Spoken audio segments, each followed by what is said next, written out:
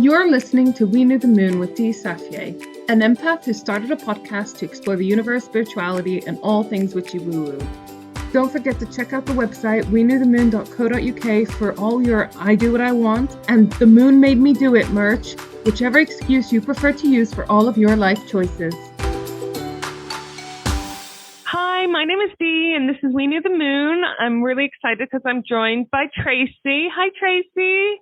Hi, Dee. I'm back. I know, you barely left, and you're back. Yay!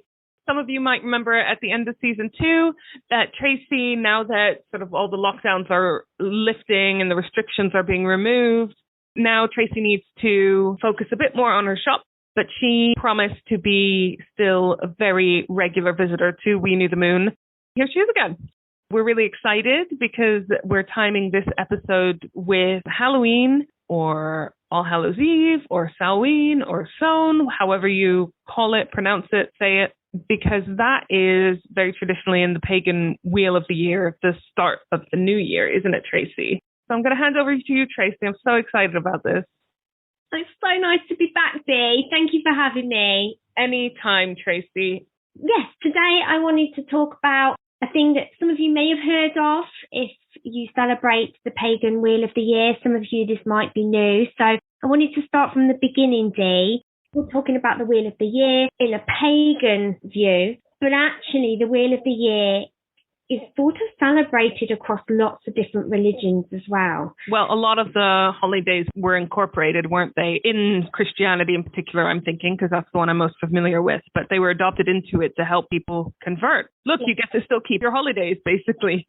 I wanted to go in depth of Samhain or Samhain, however you pronounce it. We did a Google, didn't we, Dee? Mm-hmm. And Samhain is the American pronunciation. Samhain is the UK. Yeah. How do you say it, Dee? Sound. Why are you asking me how British people say things? That's the worst one to ask. The Irish, I suppose the original, it's a Gaelic word, huh? That was closer to how the Americans pronounce it, Samhain. So that's what we're going to go with, isn't it, Tracey? Samhain is how I've always pronounced it. If you see it written down, though, it's spelled completely different. But it's basically October the 31st. And it's, as most people would know, the night of Halloween. For Christian, All Hallows Eve. For pagan, it's Samhain. And although very different, and I don't want to offend any different religion here, I did a lot of research onto this and I found it really hard, Dee, because every religion's got its own story. But essentially, for me, I feel like Halloween, Samhain, All Hallows Eve is the celebration of New Year, and it's closely related to, I think, of pumpkins. It's a time when they say that the veils are thin between the living and dead.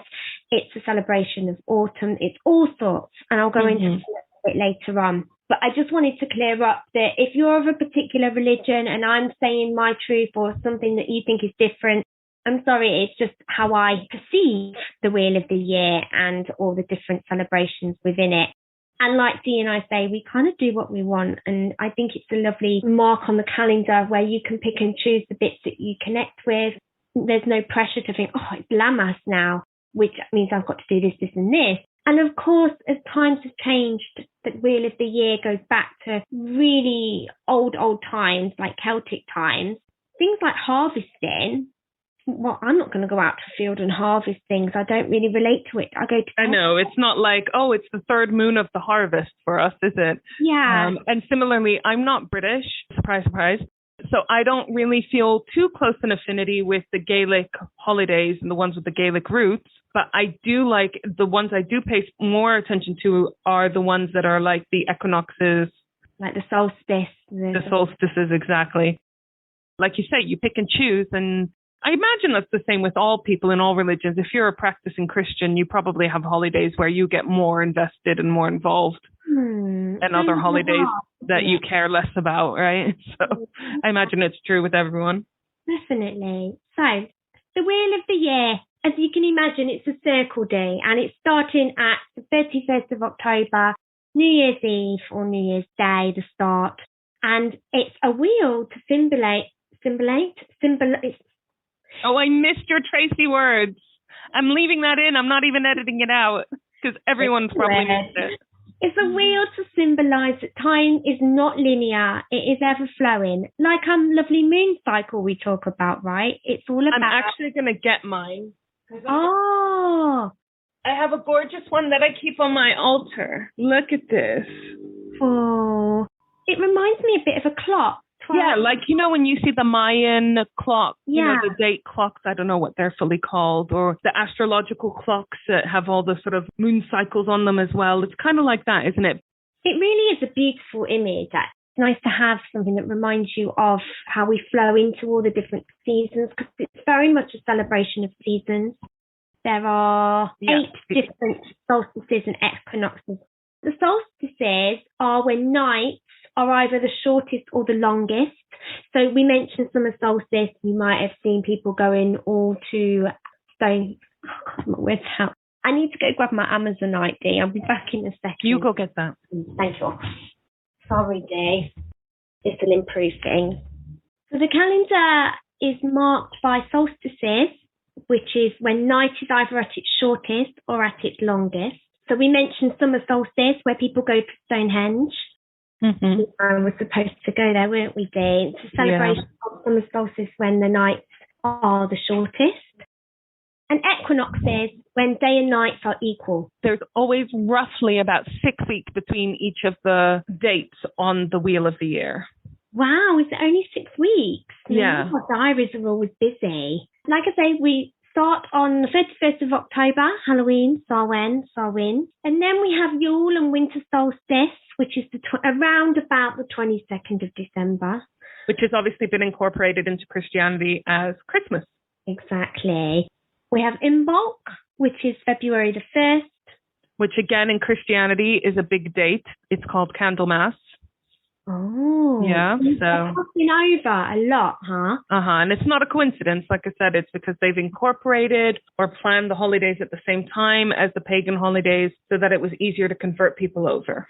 Interesting, isn't it? And maybe we'll go into more of these seasons on different episodes. What do you reckon, Dee? Oh, for sure. I think that'd be really good. I'm not going to go into them too much because there's so much to each one, and I think it all needs the time that it deserves. Ostara, which is around March 21st, which is sort of Easter, marked by the hare, but some of you may know as the Easter Bunny. And lots of representation of eggs because of rebirth. Yes, if you ever wondered why there's rabbits with eggs at Easter time, because it doesn't really make that much sense. It's because of these pagan symbolisms of rebirth and spring, right? So interesting to see where it's transitioned through the times. Beltane, May the 1st. May Day, as a lot of people know. Now, I've struggled with pronouncing this one. Litha. Yeah. June the 21st, celebration of summer. So that's the summer solstice. So again, like that's the one for me, for example. I don't really celebrate Litha very much. It's just not in my background, heritage, culture or anything.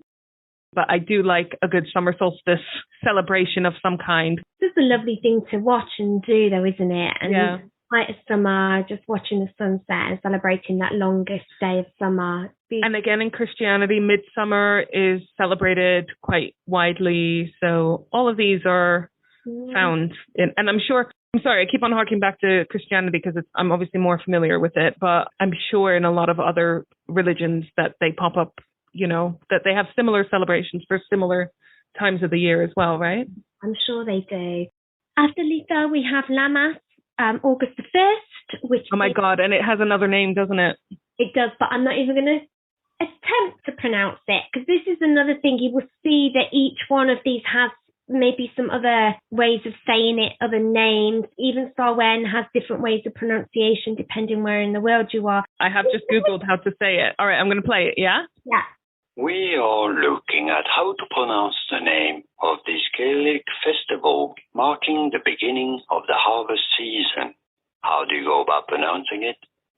Lunasa. Lunasa. Pretty straightforward once you know. Lunasa. Lunasa is not that difficult. Well done if you know how to pronounce that already. We had to Google because we're not Gaelic. Stick with Lammas there. Yeah, Lammas much easier. Lammas is the first harvest after summer. I was associated with lovely sunflowers. And then finally we have Mabon, which I think there is also linked to Christianity. I always remember having Harvest Festival at school where we bring tins of baked beans in and make this beautiful altar. But it was all Christian. But actually, was it? I don't know. Maybe it was more Celtic and pagan. And it's linked with the fall equinox as well. And these equinoxes and solstices, maybe this is why I like them. You know how I love when science and woo-woo meet. They're just facts, whether you celebrate them or not. It is the equinox. It is the solstice. It is the time, for example, the equinox where the days are equal length. And summer solstice is the height of summer. The wheel of the year isn't like Christmas is always on the 25th of December.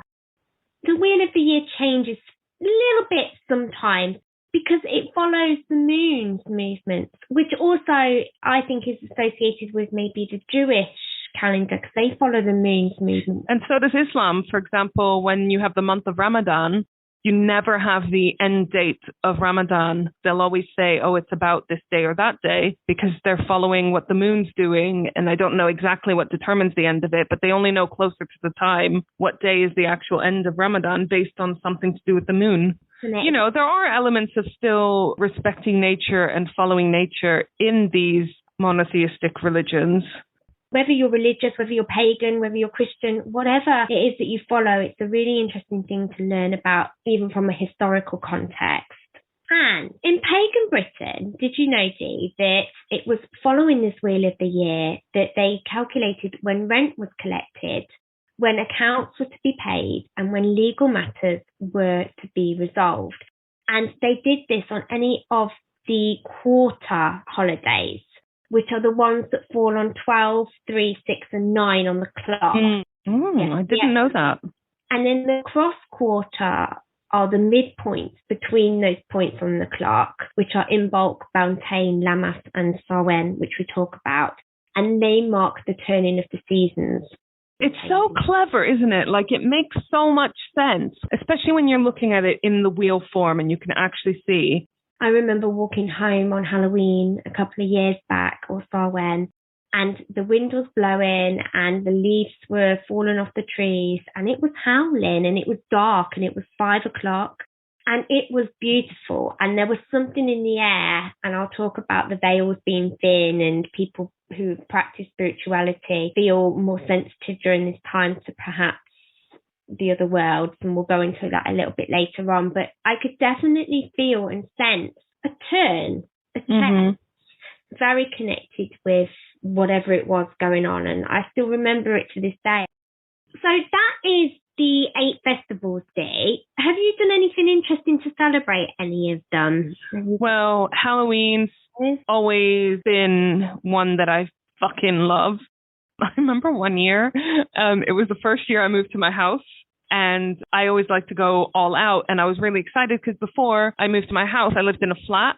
And, you know, trick-or-treating is not that big a thing here. It's getting bigger and bigger every year.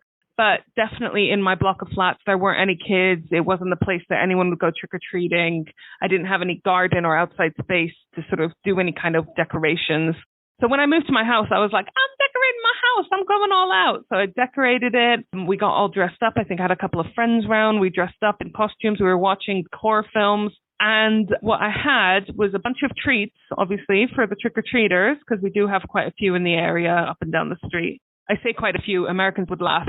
Like, I think all night you get maybe 3 or 4 people ringing the doorbell.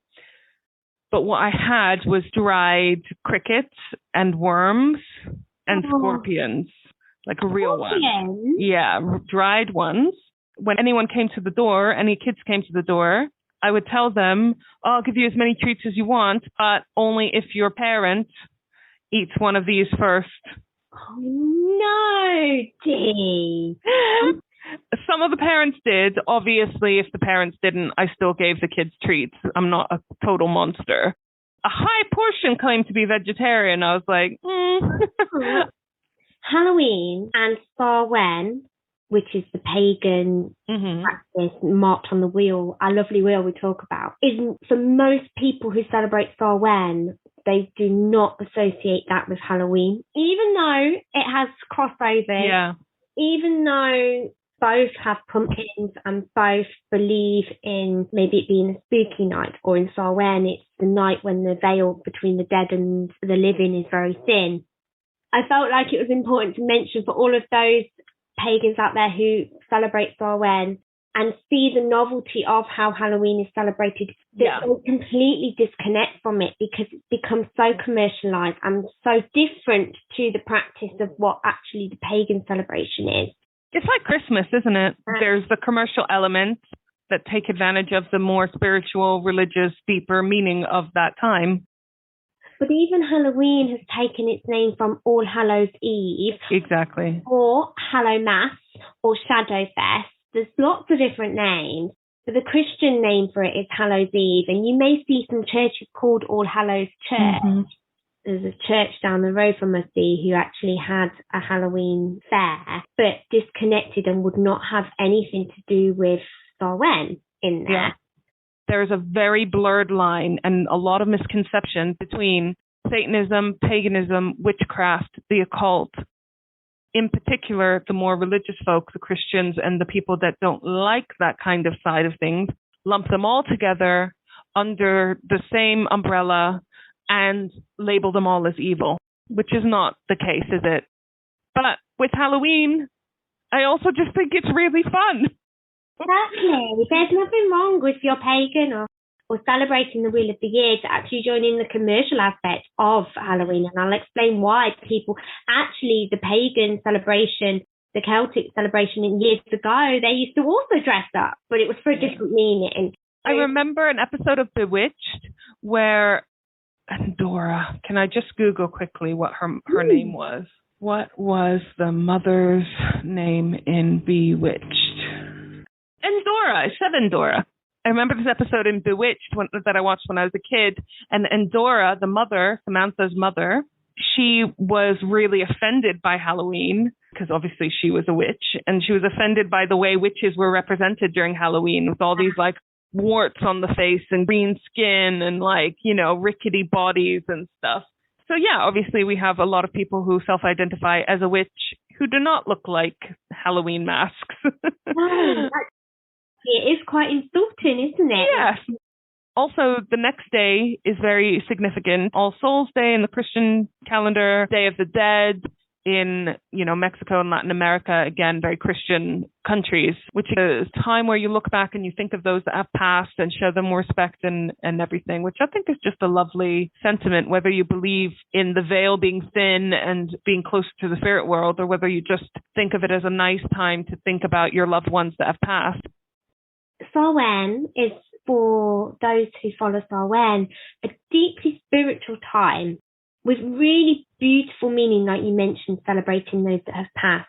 It is a festival of such meaning that I think sometimes the commercialism of Halloween can make Samhain be a little bit shadowed. And so I just wanted to give it its space to explain why you dressed up, why it has that spooky feeling, where it came from, and why, if you're going out trick-or-treating, gosh, have fun, like there's nothing wrong with that, or carving a pumpkin or celebrating this night. It came from this practice. I tried to look into where the pumpkin practice came, why do we do that? And the idea of, we mentioned the veil being thin and spirits being able to contact during this eve. And so what pagans and Celtic and old traditional people used to do was they used to try and ward off the bad spirits and protect themselves against the bad. Because we always talk about protecting ourselves from energy and people living. And on this evening, a lot of people who practice this belief like to protect themselves from bad energy, bad spirits, bad souls. And so they used to dress up to scare them away. And that's where the tradition comes from. And I didn't find this, but I'm going off what I think was putting the pumpkin heads out. You could carve them into scary faces to ward off bad spirits as well. So did you find out who Jack is of Jack-o'-lantern fame? No. Do you know? No. Hey, Google, why are jack-o'-lanterns called jack-o'-lanterns? On the website history.com, they say, how jack-o'-lanterns originated in Irish myth. Before we carved pumpkins, the Irish chiseled creepy faces onto turnips. People also sometimes ask me, how did jack-o'-lantern get its name? Do you want to hear the answer? Yes. According to wikipedia.org, Its name comes from the phenomenon of a strange light flickering over peat bogs, called will-o'-the-wisp or jack-o'-lantern.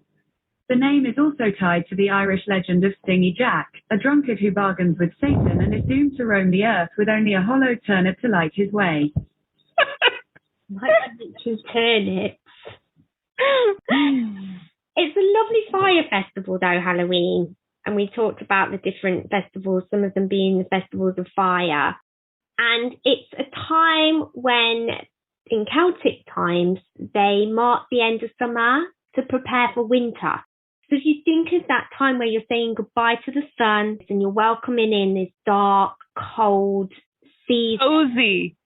Cozy. I think so in the olden days when they relied on the weather for their food, and you think that winter's coming. You've not watched Game of Thrones, have you, Dee? But they always say winter. No, but I know winter is coming, yes. Winter was a much scarier time back then because, you didn't have central heating.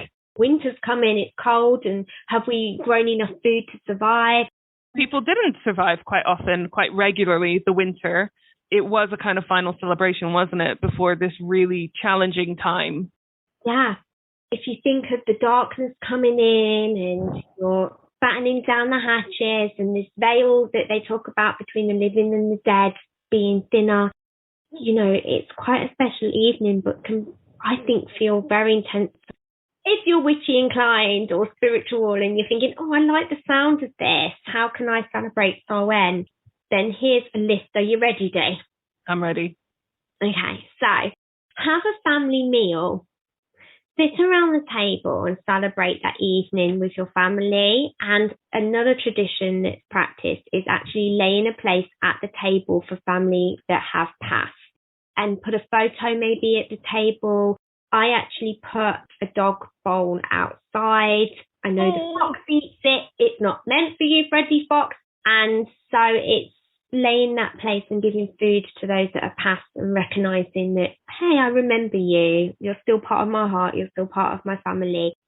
And if you want to make contact, this is the easiest night for you to do so. So here's your space at the table. Welcome back. Another thing to do is go for a walk in nature. I really recommend that sort of 5 o'clock when the moon's rising and the sunset time.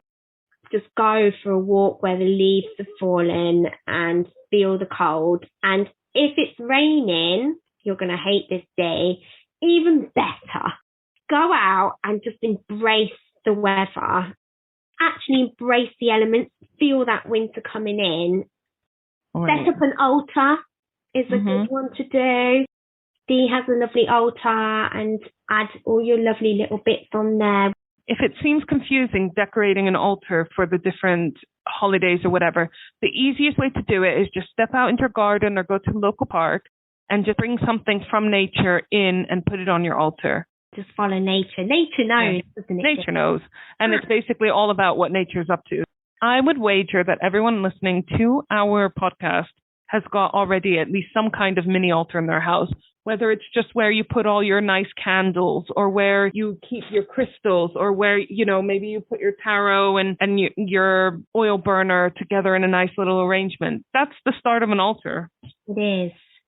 Visit a cemetery, which might sound a little bit too spooky woo-woo, but actually it's a lovely time to go and visit loved ones. And you mentioned the Mexicans celebrating the Day of the Dead, where they actually have meals on the graves of their loved ones. And then they go out, they properly celebrate it, right? There's parades and, party time atmosphere after they go and visit the graves and everything. And I think it's also quite a healthy way to look at death, isn't it? To see it very much as part of our life cycle. Have you watched Dark Tourist, Dee? Yes. I can't remember where it was in I think it was in South America, where there's a tribe or practice there where they don't bury their dead, and they had their grandma that had been wrapped for a very long time. And I won't go into too much depth because I didn't make any notes on this, but watch it. It's Dark Tourist, and it's very interesting. On Netflix. How they see death as completely different to how we see it. And so their grandma, they didn't bury her. They just wrapped her and kept her. I don't know whether it was in the living room or a special room and her body's decaying, but they're burning incense and treating her, embalming her, but in their own practice, looking for her. And I don't know if it's Halloween, Samhain, or the Day of the Dead that they practice this, but every year they get her out and they unwrap Grandma. And one person bought her some cigarettes, they bought her presents, they bought her gifts, they celebrated her. And she didn't look that bad. They did film it if you're ever interested to see what a corpse or body looks like. And it wasn't bad at all, Dee.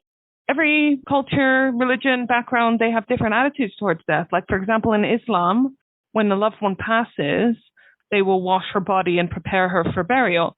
In Western culture, we'd probably freak out at the thought of having to wash a dead body. Right. Yeah, even see one, let alone strip them, wash them. For the sake of Samhain, if you're comfortable with death or celebrating the life of a loved one or having that time of remembrance, it is a lovely practice to go visit a cemetery or even a place where maybe ashes are scattered, or a significant place, even if it's nothing to do with where they were buried or scattered or whatever.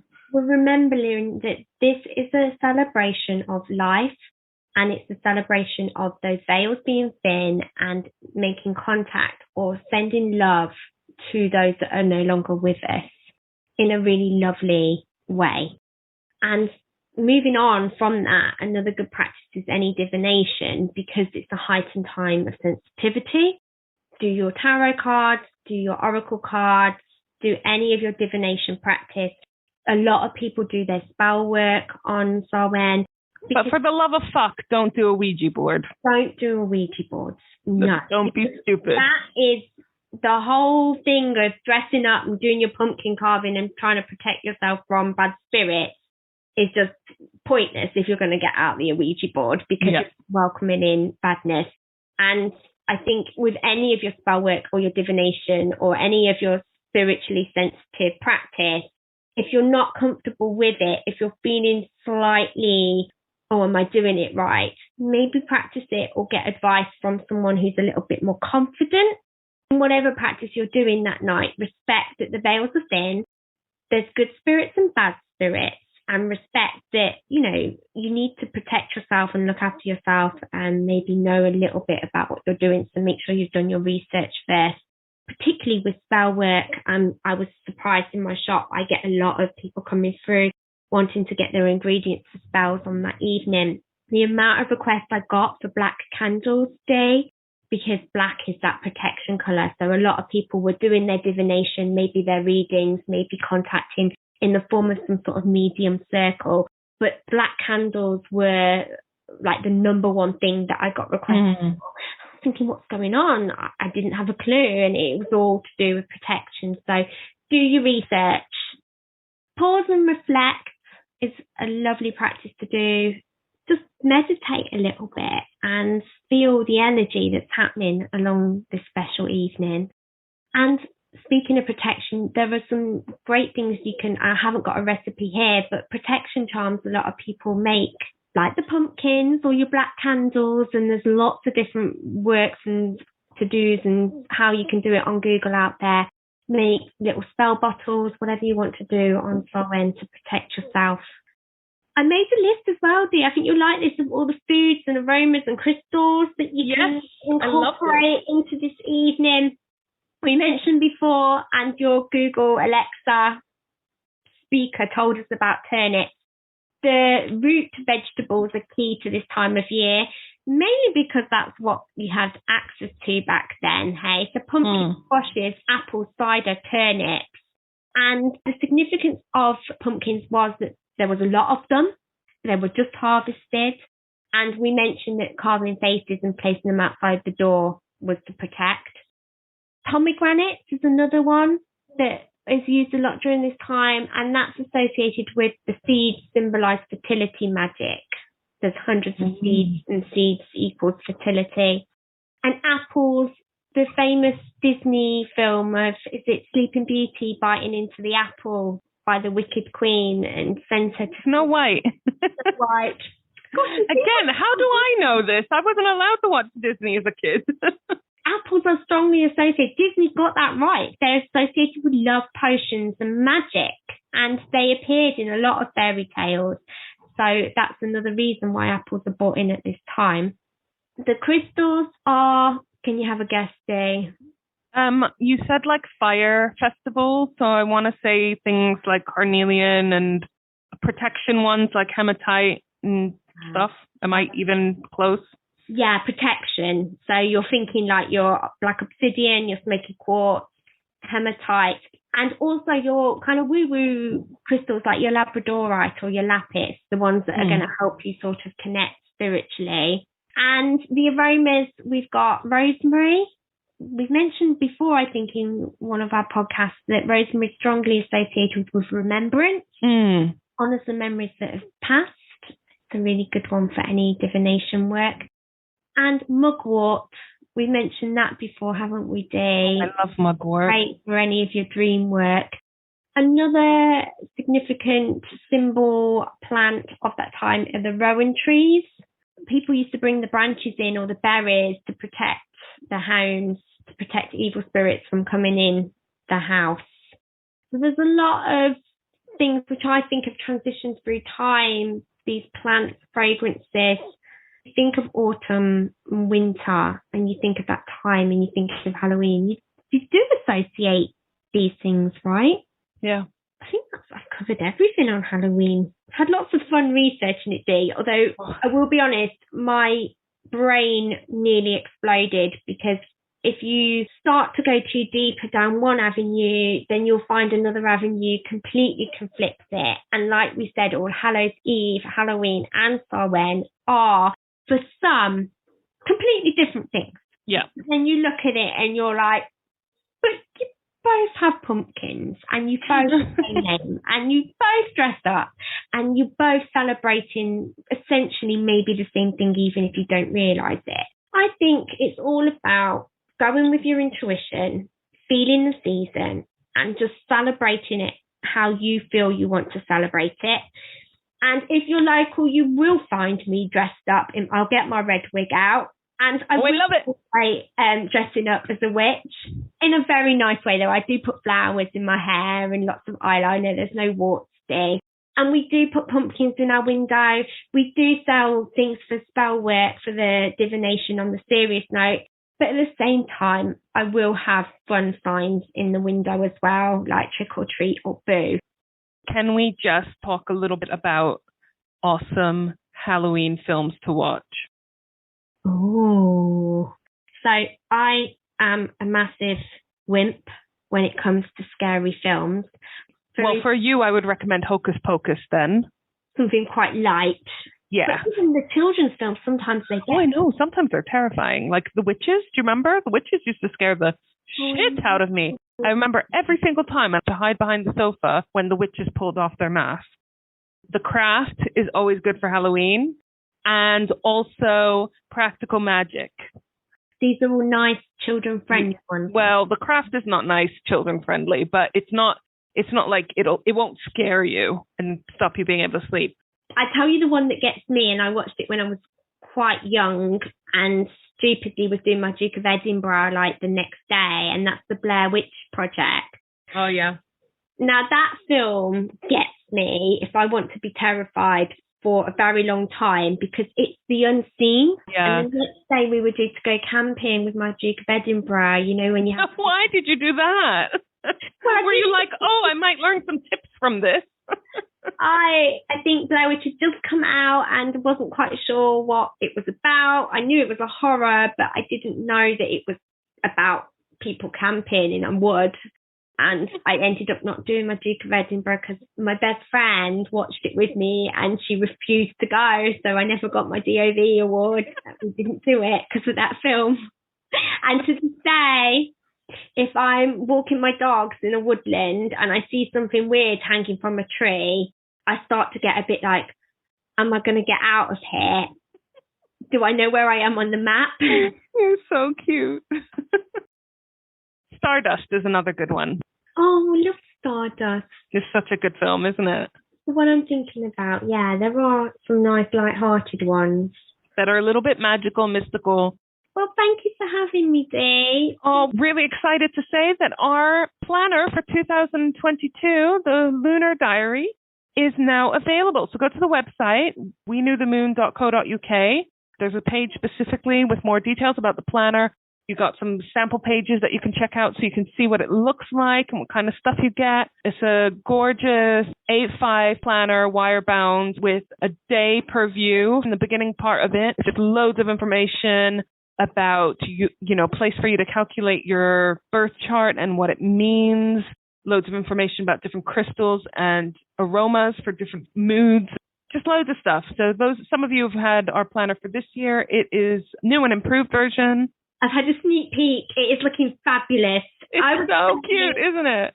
More prettier, sleeker. It's got every phase of the moon in it this time as well. So every day you'll know what phase the moon is in and what zodiac sign, as well as a place to check what that means and what that means for you. It's another limited run this year. So if you are interested, to get involved as soon as you can. Like I said, on the website, loads of pictures of it and more details about what's included. Check that out. Tracey, thank you so much for coming back. I have abandonment issues, so I really appreciate you not leaving me high and dry.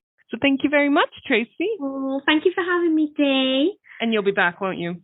I will be back. It's farewell. Never goodbye. It's always farewell. And we're doing another episode. Are you having me in for another episode? Yes, I'm always going to perpetually have you booked in for another random episode. So thank you. All right. Bye, everyone. See you next time. Bye. If you want lots more fun, moon info, and all things spiritual, plus our merch shop, please visit our website, weknewthemoon.co.uk. And if you want even more, head over to our Patreon page, patreon.com/weknewthemoon, and check out some of our bonus content. We're also on Facebook and Instagram at we.new.the.moon, and we're also on Twitter at weknewthemoon1. See you next time!